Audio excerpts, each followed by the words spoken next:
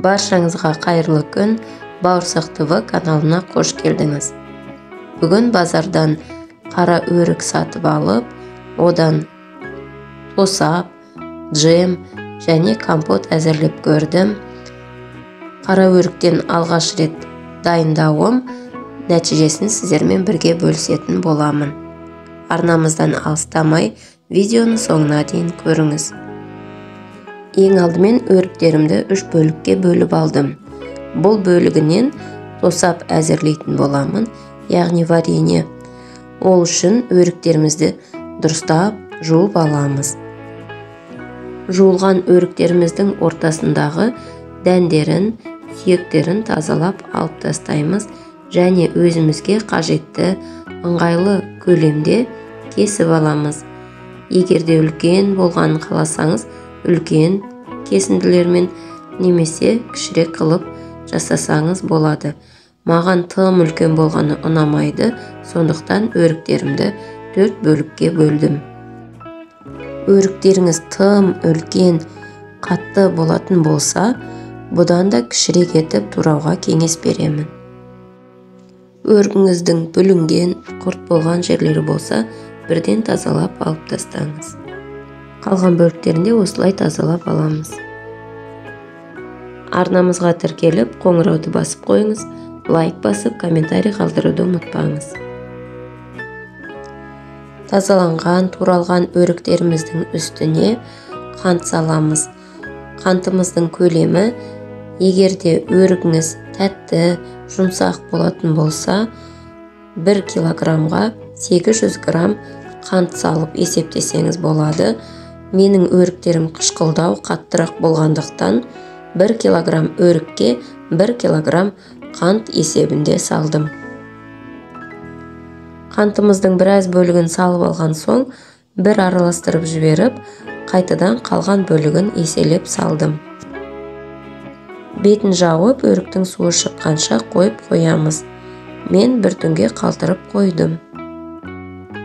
Арнамызға тіркеліп, лайк басып, комментарий қалдыруды ұмытпаңыз. Басқа видеоларды көру үшін арнамызға өтіп, видео деген бөлімін бассаңыз, видеоларымызды көре аласыз. Бір түнге қойған өрігімізден осынша суы шығыпты. Енді кастрөлімізге не үлкенірек тегешімізге салып алып, отқа қойып, тосабымызды әзірлейтін боламыз. Егерде қанты мен өрігіңізді өлшейтін таразыңыз болмайтын болса, кесемен өлшеп алсаңыз болады. Яғни 1 кесе өрікке 1 кесе қант салатын боласыз.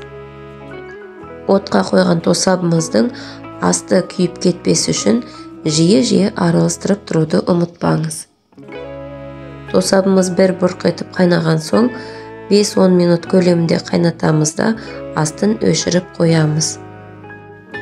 Тосабымыз біраз салқындаған соң, қайтадан отына қойып, қайтадан қайталап, бір бұрқ еткізіп, 5-10 минут көлемінде қайтадан бір қайнатып алатын боламыз.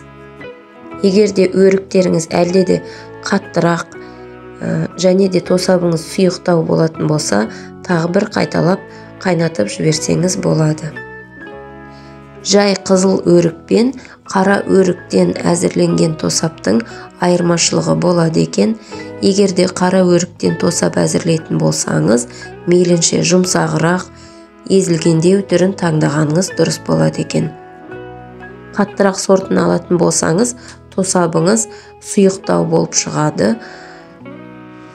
Ондай қаттырақ түрлерін джемге, повидлаға немесе компотқа пайдаланған өте ыңғайлы. Олардың рецептісінде салып қойдым арнама.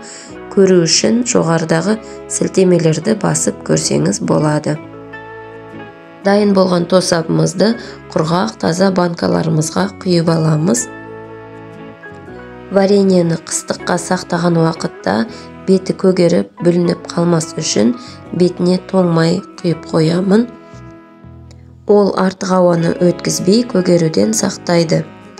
Тоңмайды әзірлеу видеосында арнама салып қойдым. Сілтемемен өтіп қараңыз. Видеоны лайк басып, комментарий қалдыра кетіңіз. арнамызға тіркеліп, қоңырауды басып қойыңыз.